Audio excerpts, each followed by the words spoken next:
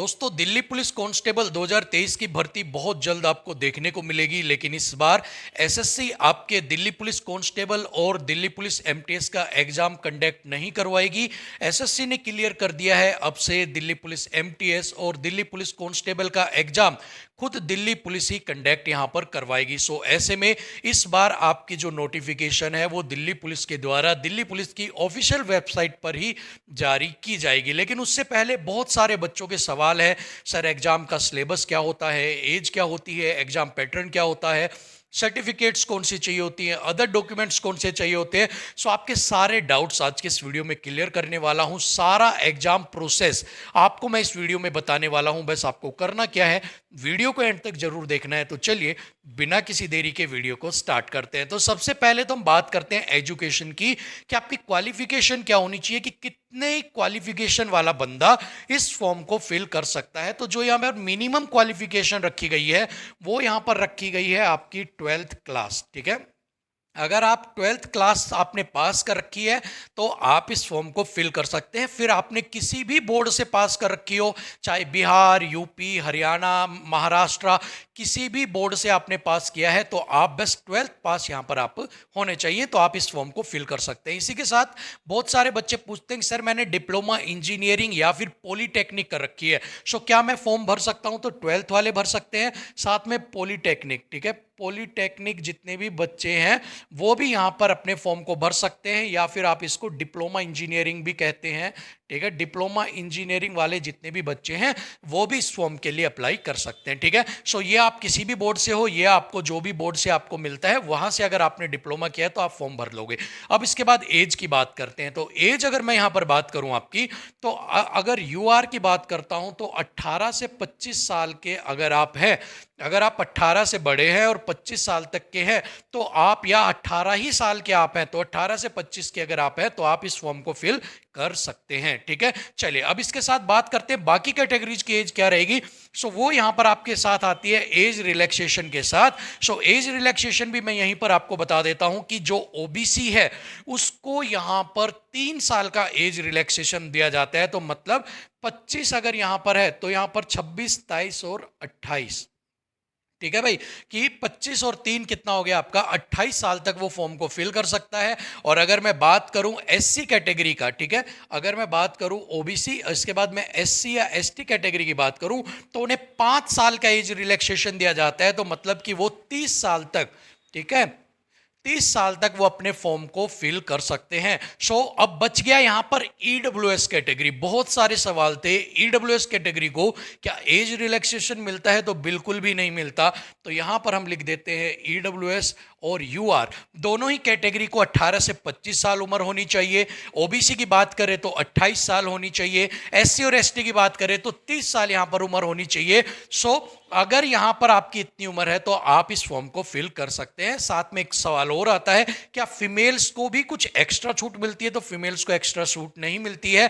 Age relaxation either mail और female दोनों के लिए बराबर है, चाहे वो ओबीसी मेल हो या फीमेल हो, उन्हें 3 साल का, और एससी एसटी मेल फीमेल दोनों को 5 साल का एज रिलैक्सेशन यहां पर दिया जाएगा। अब आगे बात कर लेते हैं सिलेबस को लेकर कि सिलेबस क्या रहता है, एग्जाम पैटर्न क्या यहां पर रहता है आपका।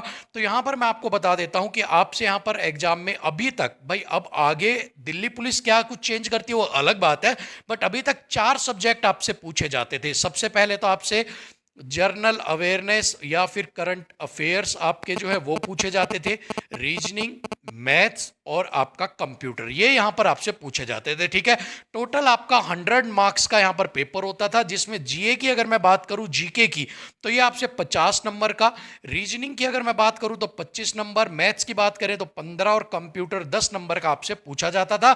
साथ में ही आपकी 0.25 की यहां पर नेगेटिव मार्किंग भी रहती थी। ठीक है, सो यहां पर आपका 100 मार्क्स का ही आपका सब जो है वो एक एग्जाम होता था, रिटन एग्जाम आपका। सो इस बार भी मुझे लग रहा है कि आपका यही पैटर्न फॉलो किया जाएगा, क्योंकि इस बार आपका सिलेबस चेंज यहां पर कोई भी उम्मीद नहीं है कि किया जाए। हाँ, अपकमिंग एग्जाम्स में किया जा सकता है, बट अभी आपका सिलेबस मुझे लगता है यही सिलेबस आपका चलने वाला है। तो सिलेबस में कोई भी, साथ में मार्किंग के अंदर भी आपको कोई भी चेंज देखने को नहीं मिलेगा। सो जो तैयारी कर रहे हैं वो इन्हीं मार्किंग्स को पकड़कर अपनी तैयारी करनी है, ठीक है। अब बात करते हैं मोड ऑफ एग्जामिनेशन क्या होता है। तो मोड ऑफ एग्जामिनेशन यहां पर जो होता है ना आपका, वो आपका यहां पर होता है 4 तरीके से आपका, ठीक है। सिलेक्शन मोड ऑफ एग्जामिनेशन कह सकते हो, या फिर आप मोड ऑफ सिलेक्शन भी यहां पर हम लिख लेते हैं एक बार, ठीक है। सिलेक्शन भी मैं आपको हाथ तो हाथ बता देता हूं। मोड ऑफ एग्जामिनेशन आपका ऑनलाइन यहां पर होता था, ठीक है। ऑनलाइन एग्जाम आपका लिया जाता था मोड ऑफ एग्जामिनेशन की अगर मैं बात करता हूं। और साथ में ही इस बार लगता है दिल्ली पुलिस आपका ऑफलाइन भी ले सकती है और ऑनलाइन भी ले सकती है। तो इस बार तो जो भी होगा वो बात की बात है, बट अभी तक ऑनलाइन मोड पर आपका जो एग्जाम है वो कंडक्ट करवाया जाता था, ठीक है। चलिए, इसके बाद अगर मैं सिलेक्शन प्रोसेस, मैंने यहां पर नहीं लिखा तो मैं यहां बता देता हूं। सिलेक्शन प्रोसेस जो भी आपका है वो 4 चरण के अंदर, 4 स्टेजेस के अंदर आपका जो है वो यहां पर कंडक्ट करवाया जाता था। सबसे पहले आपका क्या होता था, रिटन एग्जाम, ठीक है। सबसे पहले रिटन एग्जाम, ठीक है। अब रिटन क्लियर कर लोगे तो फिजिकल, ठीक है। फिजिकल के बाद आपका होता था मेडिकल, ठीक है। और उसके बाद डॉक्यूमेंट वेरिफिकेशन, डीवी। इन 4 स्टेज के अंदर आपका मोड ऑफ सिलेक्शन है। इन 4 स्टेज से आपको गुजरना पड़ेगा, रिटन एग्जाम, फिजिकल, मेडिकल और डीवी। और अब भी यही चारों चीजें आपको देखने को मिलेंगी।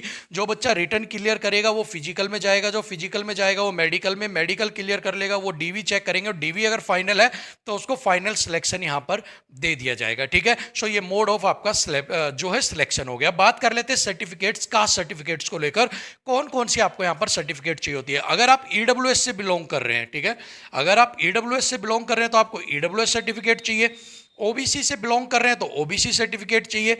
अगर आप एससी और एसटी से बिलोंग करते हैं तो आपको एससी और एसटी की सर्टिफिकेट चाहिए। अनरिजर्व को कोई भी सर्टिफिकेट की यहां पर आवश्यकता नहीं है, सिर्फ ईडब्ल्यूएस, ओबीसी, एससी और एसटी सर्टिफिकेट आपको यहां पर चाहिए अगर आप इन कैटेगरी से बिलोंग करते हैं। तो ऐसा नहीं है ओबीसी वाला कहेगा कि मुझे भी ईडब्ल्यूएस चाहिए या एससी एसटी वाली चाहिए।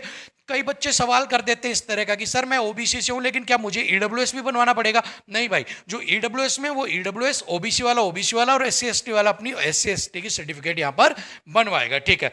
अदर डॉक्यूमेंट्स की अगर मैं यहां पर बात करता हूं तो ये बहुत जरूरी सवाल यहां पर, मोस्ट इंपोर्टेंट क्वेश्चन यहां पर आपके पास आता है कि आपके पास सबसे पहले एक वैलिड आधार कार्ड, ठीक है, इसको मैं यहां लिख देता हूं, वैलिड आधार कार्ड, ठीक है। और दूसरा, आपके पास पैन कार्ड नहीं है तो बनवा लो मेरे भाई, ठीक है। और लाइसेंस, ठीक है। ये जो लाइसेंस है आपका एलएमवी का, लाइट मोटर व्हीकल जो आपके हैं एलएमवी का आपका चलेगा।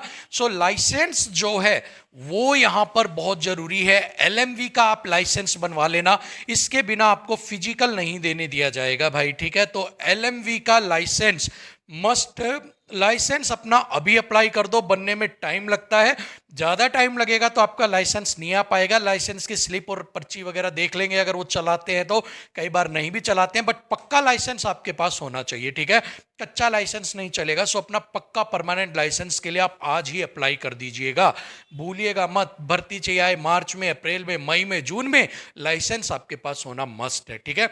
चलिए, यहां पर अदर डॉक्यूमेंट्स आपके पास हो गए, 3 डॉक्यूमेंट्स आप रख लेना, आपका काम चल जाएगा, ठीक है। उसके बाद फिजिकल मेजरमेंट्स की बात करते हैं भाई, कि शारीरिक आपको क्या क्या वो मेजरमेंट करते हैं आपकी। तो अगर मैं सबसे पहले हाइट की बात करता हूं, अगर मैं हाइट की बात करूं तो आपकी मेल्स में 170 सेंटीमीटर भाई, ठीक है, मेल्स में 170 सेंटीमीटर।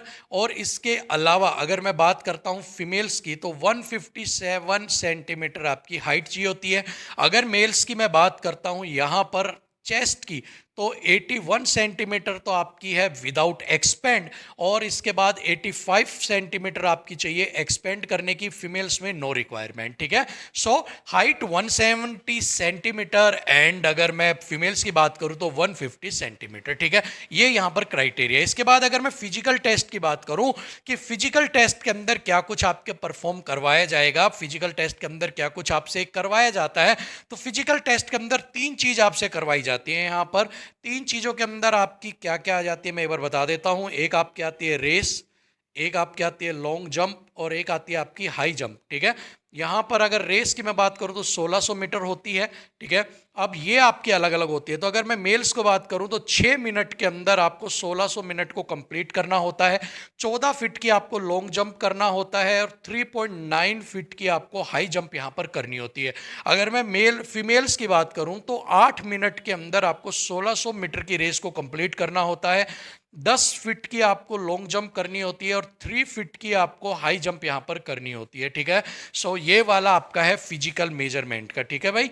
फिजिकल मेजरमेंट आपका ये है, इस फिजिकल मेजरमेंट को आपसे वहाँ पर परफॉर्मेंस करवाई जाएगी। तो अगर आप तैयारी भी कर रहे हैं तो आपको इन्हीं क्राइटेरिया के अकॉर्डिंग एज ए मेल और फीमेल आपको अपनी तैयारी करनी है, ठीक है। एज रिलैक्सेशन में आपको बता ही चुका हूं।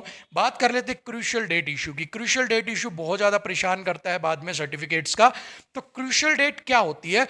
जिस भी दिन आपके फॉर्म निकलेंगे, मान लो, क्योंकि जो ये वाले फॉर्म है इनकी उम्मीद है आपके मार्च के अंदर निकलने की, ठीक है। सो ये अगर मार्च में निकलते हैं और आपको एक महीना दिया जाता है, मान लो 1 मार्च को आपका फॉर्म निकलता है 2023 को, और 1 अप्रैल 2023 को आपकी लास्ट डेट होती है।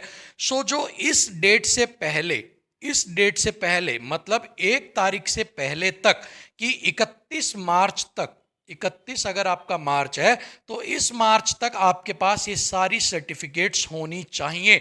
इससे पहले बनी हुई होनी चाहिए, इसके बाद बनी हुई नहीं चाहिए। ईडब्ल्यूएस, ओबीसी, एससी और एसटी के जितने भी सर्टिफिकेट्स हैं वो 31 मार्च से पहले, 2023 से पहले बनी हुई होनी चाहिए।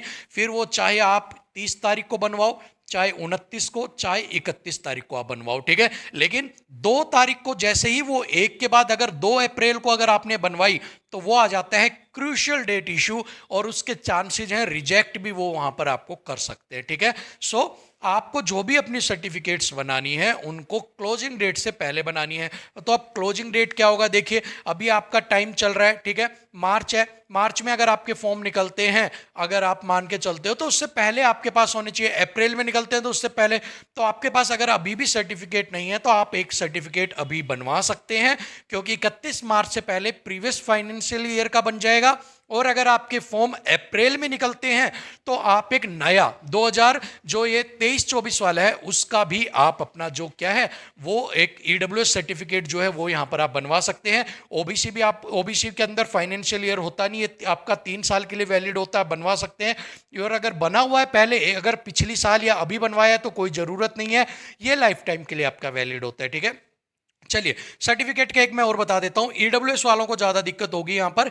ईडब्ल्यूएस वालों को अभी क्या चाहिए, 2022 वाला एक अभी 31 मार्च से पहले, 31 मार्च 2023 से पहले एक अपना ईडब्ल्यूएस सर्टिफिकेट बनवा लें। अगर आपके फॉर्म लेट निकलते हैं, आप अप्रैल में निकलते हैं तो भी ये चलेगा, बट 31 तारीख से बाद 1 अप्रैल से आपके 2023 और 24 फाइनेंशियल ईयर के नए बनेंगे ईडब्ल्यूएस सर्टिफिकेट, वो भी आप बनवा लेना। आपके पास दोनों सर्टिफिकेट होंगी, दोनों आपकी वैलिड होंगी, टेंशन फ्री होकर आप रहोगे। अदरवाइज आपके दिमाग में टेंशन ही वहां पर रहेगी कि यार ये क्या है, मेरा हुआ नहीं हुआ। तो आप ये दोनों सर्टिफिकेट्स बनवा लेना। ओबीसी आप अभी बनवा लो, वो 3 साल के लिए वैलिड होता है, उस पर कोई इशू नहीं है। साथ में ही ओबीसी अगर आपने पिछली साल बनवाया तो भी वो चलेगा, क्योंकि वो वैलिड रहेगा आपका। एससी एसटी ने अगर बनवा रखा है तो वो वाला आपका क्या होता है, SC ST certificate life time के लिए वैलिड होता है, उसमें कोई भी डेट वगैरह का इशू नहीं होता है, ठीक है। दूसरी सबसे बड़ी बात, जितनी भी सर्टिफिकेट्स बनती हैं ये सेंटर की बनेंगी, ठीक है, सेंटर की बनेंगी, स्टेट की नहीं बनेंगी, ठीक है। सो ओबीसी भी आप सेंटर का होना चाहिए, एससी एसटी स्टेट और सेंटर दोनों में बराबर रहता है। सो एससी एसटी कैटेगरी की कोई चिंता नहीं है, वो स्टेट का बनवाए या सेंटर का। ओबीसी सेंटर होना चाहिए, ईडब्ल्यूएस भी आपका सेंटर का होना चाहिए, स्टेट का आपका मान्य नहीं होगा, ठीक है। सो ये सारी कंप्लीट डिटेल्स थी जो मैंने आपके सामने शेयर कर दी हैं। होप सो आपके सारे डाउट क्लियर हो गए होंगे, और अगर आपके डाउट्स क्लियर हो गए हों तो बस आपको करना क्या है, वीडियो को लाइक शेयर कर देना, चैनल को सब्सक्राइब कर देना। मिलते हैं आपसे अगली वीडियो में, तब तक के लिए थैंक यू सो मच, नमस्कार।